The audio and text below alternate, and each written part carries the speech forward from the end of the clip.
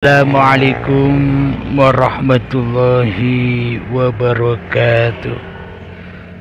Bismillahirrahmanirrahim. Ashhadu an la ilaha illallah wa ashhadu anna Muhammadur Rasulullah. Allahumma salli ala sayyidina Muhammad wa ala ali sayyidina Muhammad. Rabbi israh li sadri wa yassir li amri wahlul 'uqdatam min lisani yafqahu qawli. Amin. Bismillahirrahmanirrahim. Salam hormatku buat para sahabat tercinta dimanapun Anda berada. Kali ini kami akan mengkaji tema yang berjudul Penciptaan Adam semisal dengan penciptaan Isa. Bismillahirrahmanirrahim. Di dalam surat Al-Imran ayat ke-59 kami kutipkan, A'udzu billahi minasyaitonir rajim. Bismillahirrahmanirrahim. Inna mathala Isa 'indallahi kamathali Adam khalaqahu min turabin thumma qala lahu kun fayakun.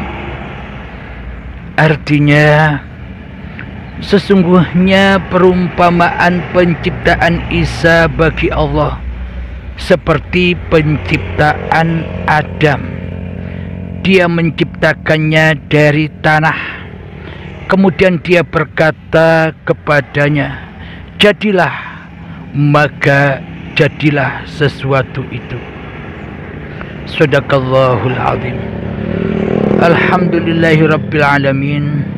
Hakikatnya penciptaan Adam, penciptaan Isa, dan penciptaan kita semua, seluruh manusia itu hakikatnya sama, yakni dari tanah.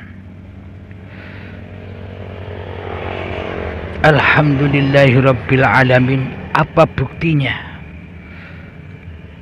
Bila penciptaan Adam serta Isa dan kita semua itu hakikatnya sama. Bila ditinjau dari sudut pandang syariat, penciptaan Nabi Adam, yakni Allah mengumpulkan tanah-tanah di bumi ini, saripati-saripati tanah di bumi ini dari berbagai macam daerah dikumpulkan jadi satu, diciptakanlah Nabi Adam.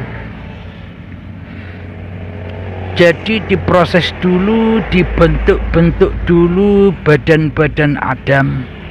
Setelah dibentuk, setelah berbodi manusia, maka ditiupkanlah ruhullah. Allah hanya mengucap kun, jadilah, fayakun, maka jadilah ia. Jadi Adam mulai ada hidupnya. Adam merasa bahwa hidup ini hidup Adamnya. Adam merasa bahwa badan ini badan Adamnya. Sebelum Adam diberi ruhullah, sebelum Adam ditiupkan ruhullah, maka Adam tidak ada, maka Adam mati, maka Adam gaib. Karena Allah lah, karena uripe Allah lah, Adam wujud. Karena uripe Allah lah, Adam ada. Jadi yang asalnya tidak ada menjadi ada karena adanya Allah, karena wujudnya Allah, tanpa adanya Allah, tanpa wujudnya Allah, tanpa uripi Allah, maka Adam tidak akan ada. Sama halnya Aisyah dan sama halnya kita semua, seluruh manusia. Jadi menurut syariat Adam kan dicipta langsung oleh Allah dari tanah.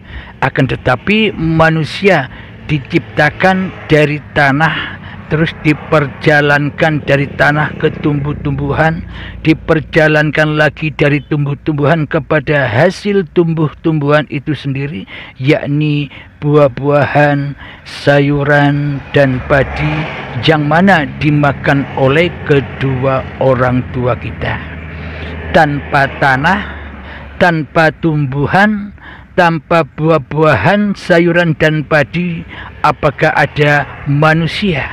Apakah ada proses sehingga dari hasil makanan itu, sehingga dari buah-buahan, sayuran, dan padi itu intisarinya akhirnya menjadi sel sperma dan sel telur pada kedua orang tua kita. Jadi semuanya tercipta dari tanah. Jadi adanya kewujudan manusia semuanya dari tanah. Kemudian setelah menjadi sperma dan sel telur, jadilah gumpalan darah, jadilah gumpalan daging, jadilah janin, dan jadilah bayi yang suci berupa manusia, yakni bayi yang kecil, manusia kecil yang baru dilahirkan. Inilah bukti bahwa perumpamaan proses kejadian Adam dan Aisyah serta seluruh manusia itu hakikatnya sama, yakni dibentuk dulu manusianya, dibentuk dulu bodi-bodi kemanusiaannya, baru ditiupkan roh. Inilah bukti lagi ketika saat bayi terlahir hingga datang detik-detik akil balai. Sebelum detik akil balai sampai menuju awal menjadi bayi, apakah kita sudah ada? Saat bayi dilahirkan sampai menjelang akil balik, apakah kita sudah wujud? Apakah kita sudah mengingati bahwa saat bayi kita ini terlahir? Apakah kesadaran kita ada? Ingatan kita ada saat kita menjadi bayi? Nah, ketika saat jadi bayi sebelum menjelang detik-detik akil balik, kan kita Adam, kan kita tidak ada. Secara syariatnya memang ada. Secara syariatnya terbukti bahwa badan-badan mungil kita sebagai bayi nyata adanya bagi manusia lain, bagi orang tua kita yang melihat bayi kita. Akan tetapi nyatanya saat kita bayi kan kita belum ada, kan diri kita masih gaib, ingatan kita masih gaib, kesadaran kita masih gaib. Mana mungkin kita bisa ngaku-ngaku bahwa hidup, bahwa badan bayi itu adalah hidup dan badan bayi milik kita, sementara kita tidak ada, sementara kita masih gaib, sementara kita tidak wujud saat kala itu. Inilah bukti bahwa perumpamaan penciptaan Adam dan Aisyah bahkan dengan seluruh manusia itu adalah sama. Dibentuk dulu bodinya, casingnya diciptakan dulu. Setelah casingnya tercipta dan siap, tinggal kun, maka jadilah ia, fayakun, maka jadilah ia. Jadi ketika datang menjelang detik-detik akil balik tiba, saat itulah kita mulai didatangkan oleh Allah di dalam hidup dan badan ini. Jadi kita mulai ingat bahwa diri kita ini adalah manusia saat detik-detik akil balik tiba, sekitar usia TK. Sebelum TK sampai menjadi bayi kan kita tidak ingat apa-apa. Kita tidak mengerti apa-apa karena memang diri kita Adam, karena memang diri kita goib, karena memang diri kita tidak ada. Yang ada hanya Allah, yang wujud hanya Allah. Sementara diri kita diciptakan dulu casing-casingnya, badan-badannya. Setelah siap baru didatangkanlah diri kita di dalam hidup dan badan ini. Itulah bukti perumpamaan penciptaan Adam dan Aisyah.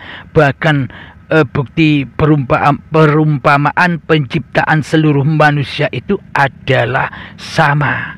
Dicipta dulu casingnya, setelah casingnya jadi baru didatangkanlah kita sebagai tamunya Allah, yakni tinggal di dalam hidupnya Allah dan badan milik Allah. Jadi hakikatnya diri manusia kita ini tidak punya apa-apa, tidak punya hidup, tidak punya badan, bahkan tak punya sifat apa-apa. Karena manusia itu tercipta berawal dari di dalam surat Al-Insan ayat pertama bahwa manusia itu bersumber dari hal yang tak dapat disebut-sebut. Jadi sesungguhnya manusia kita ini bukan apa-apa dan bukan siapa-siapa. Yang apa-apa dan yang bersiapa-siapa itu ya penciptanya, ya uripe Allah yang menggelar seluruh makhluk-makhluknya, yang memperjalankan seluruh ciptaan-ciptaannya. Alhamdulillahirabbil alamin. Itulah bukti nyatanya bahwa penciptaan Adam dan Aisyah bahkan seluruh manusia itu sama prosesnya. Dijadikan manusia dulu baru dihidupi oleh Allah. Maka sejak detik-detik akil balik itulah kita datang, kita mulai wujud, kita mulai hadir. Yakni mulailah kita mengaku-akui di dalam hati kita bahwa oh ini hidupku Halim, oh ini badanku Halim. Nah, mulai saat itu berpindahlah kekuasaan dari kuasa Allah menjadi kuasa manusianya. Jadi Allahnya sudah gaib, Allahnya sudah tiada bagi diri manusianya ketika manusia makan buah khuldi, makan buah-buah terlarang, yakni makan buah pengakuan bahwa hidup ini hidup manusianya, makan buah-buah pengakuan diri yang mana badan ini diakui badan milik manusianya. Itulah buah kuldi itu, itulah buah terlarang itu, buah yang dilarang untuk dikonsumsi bagi manusia, terutama bagi orang-orang yang beriman kepada Allah, yang bertakwa kepada Allah. Dilarang mendekati pohon khuldi. Pohon khuldi, hayyun, kayu khuldi. Apa maknanya? Kayu atau hayyun yang dimakan oleh Adam dan Hawa, yakni hidup dan badan ini hayyun ya Allah dirampas oleh Adam, yang mana sebelumnya Adam tidak ada. Ketika sudah memakan buah khuldi, kayu khuldi, maka hidup diakui sebagai hidupnya Adam. Inilah awal mula cerita tentang buah khuldi itu. Hakikatnya demikian. Bila dikaji secara syariat, ia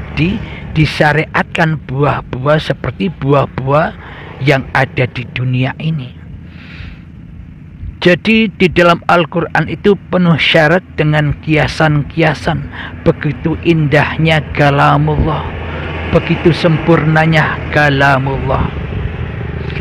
Jadi sama halnya ayat yang menceritakan bahwa penciptaan Adam dan Isa itu diperumpamakan sama, yakni itulah hakikat bukti bahwa penciptaan Adam dan seluruh manusia itu hakikatnya sama, dari tanah. Setelah jadi proses casing-casingnya, maka ditiupkannya ruhullah. Alhamdulillahirabbil alamin. Jadi sesungguhnya kita ini didatangkan oleh Allah ke dunia ini hanyalah sebagai tamu Allah. Jadi inilah hakikat haji itu. Hakikat haji, tamu-tamu Allah yang berangkat ibadah haji ke Mekah sana, mengunjungi Masjidil Haram dan mengunjungi Baitullah. Sama halnya diri manusia kita didatangkan mengunjungi Masjidil Haram badan-badan ini dan mengunjungi Baitullah, rumah Allah, yakni hati qalbun mukminin Baitullah. Jadi manusia menziarahi, berkunjung, menjadi tamu-tamunya Allah di dalam Masjidil Haram dan di dalam Baitullah, di dalam badan raga ini dan di dalam hidup. Jadi syarat sebagai tamu adalah di dalam talbiyah haji sudah disebutkan, labbaik Allahumma labbaik, labbaik la syarika laka labbaik, innal hamda, dan seterusnya. Selamat datang hamba-hamba Allah yang mana dijadikan tamu oleh Allah ke Masjidil Haram dan ke Baitullah. Jadi manusia didatangkan di dalam badan dan hidup ini hanyalah sebagai tamu, dan syaratnya tamu itu tidak boleh labbaik la syarika laka labbaik, tidak boleh syirik. Tamunya tidak boleh syirik, tamunya tidak boleh mensekutukan Allah dengan diri manusianya. Itulah syarat tamu-tamu Allah yang beribadah haji, sama dengan kita semua saat ini. Jadi semua manusia itu didatangkan oleh Allah sebagai tamu Allah di dalam Masjidil Haram dan Baitullah, badan dan hidup ini. Guna apa? Guna untuk mengabdi kepada Allah. Ibarat kita didatangkan menjadi tamu ke Masjidil Haram dan ke Baitullah di Mekah sana, ibaratkan kita di dalamnya diperintah untuk mengabdi, untuk ibadah saja, tidak untuk merampas Masjidil Haram dan Baitullah. Maknanya apa? Tidak untuk mengaku-ngakui bahwa badan ini milik manusianya dan bahwa Baitullah hidup ini hidup manusianya. Tidak boleh. Jadi tidak boleh manusia mengaku-ngakui bahwa badan-badan ini sebagai ciptaannya, sebagai miliknya. Dan hidup ini pun tidak boleh diaku-akui sebagai hidup manusianya, ciptaan manusianya. Itulah perintah Allah kepada seluruh manusia, bahwa manusia didatangkan di dalam Masjidil Haram dan di dalam Baitullah guna hanyalah untuk mengabdi dan tidak mensekutukan Allah di dalamnya. Jadi inilah gambaran-gambaran ibadah-ibadah yang ada di syariat itu. Inilah gambaran-gambaran rukun Islam yang ada di syariat itu. Rukun Islam yang pertama syahadat, yang kedua sholat, yang ketiga zakat, yang keempat berpuasa, dan yang kelima haji. Nah, jadi bagi orang-orang yang sudah beriman, bagi orang-orang yang sudah bertakwa kepada Allah Subhanahu wa taala, bagi manusia-manusia yang sudah berbaiat, maka sudah teraplikasi rukun Islam itu di dalamnya. Syahadat sudah teraplikasi, sholat sudah teraplikasi, zakat sudah teraplikasi, puasa sudah teraplikasi, dan haji pun sudah teraplikasi, malah mabrur hajinya. Karena apa? Karena manusia sudah tidak mensekutukan Allah di hatinya dengan dirinya. Jadi inilah lambang-lambang yang diceritakan di Dohir, semuanya sudah ada di dalam masing-masing kitab diri manusianya. Inilah bukti nyatanya bahwa Adam itu diciptakan sama persis dengan seluruh manusia, prosesnya sama. Dicipta casingnya dulu, baru dihidupi oleh Allah. Guna manusia didatangkan sebagai tamunya Allah di dunia ini hanyalah wa ma khalaqtul jinna wal insa illa liya'budun. Tidak kuciptakan jin dan manusia hanyalah untuk mengabdi kepadaku. Ibarat kita mengabdi di dalam Masjidil Haram dan di dalam Baitullah, kita membersihkan masjid dari segala kenajisan-kenajisan. Kita membersihkan Ka'bah Baitullah dengan berbagai macam kesirikan-kesirikan. Itulah tugas kita sebagai tamu. Jadi bukan malah merampas Masjidil Haram sebagai masjid milik manusianya, dan bukan merampas Baitullah hidup sebagai hidup manusianya. Inilah orang-orang yang merugi, inilah orang-orang yang sesat, bertamu berhaji kepada Allah untuk beribadah, untuk mengabdi, loh kok malah bermaksiat di dalamnya, loh kok malah mengotor-ngotori, menajis-najisi badan dan hidup ini sebagai badan dan hidup manusianya. Alhamdulillahirabbil alamin. Inilah kiasan-kiasan yang ada di dalam Al-Quran yang sempurna, yang penuh hikmah, yakni bagi orang-orang yang dikehendaki saja, dikehendaki Allah saja yang tahu hikmahnya. Karena apa? Karena manusianya sudah kembali kepada ketakwaan, sudah kembali kesadarannya bahwa dirinya hanyalah tamu, bukan pemilik Masjidil Haram dan Baitullah, bukan pemilik badan dan hidup ini. Ia adalah sebagai tamu saja. Bila tamu itu taat, bila tamu itu beriman, bertakwa kepada Allah, bila tamu itu selalu mensucikan badan dan hidup ini dari berbagai macam kotoran-kotoran dan najis, maka 'allamal insana ma lam ya'lam, maka Allah akan mengajarkan kepada manusia apa-apa yang belum diketahuinya. Alhamdulillahirabbil alamin. Inilah hakikat perumpamaan penciptaan Adam dan penciptaan seluruh manusia. Alhamdulillahirabbil alamin. Semoga saya dan semoga kita semua selalu dipahamkan oleh Allah Subhanahu wa taala. Amin ya rabbal alamin. Rabbana atina fid dunya hasanah wa fil akhirati hasanah wa qina adzabannar. Wa sallallahu ala sayyidina Muhammad wa ala alihi wa sahbihi wasallam. Walhamdulillahirabbil alamin. Akhirul kalam.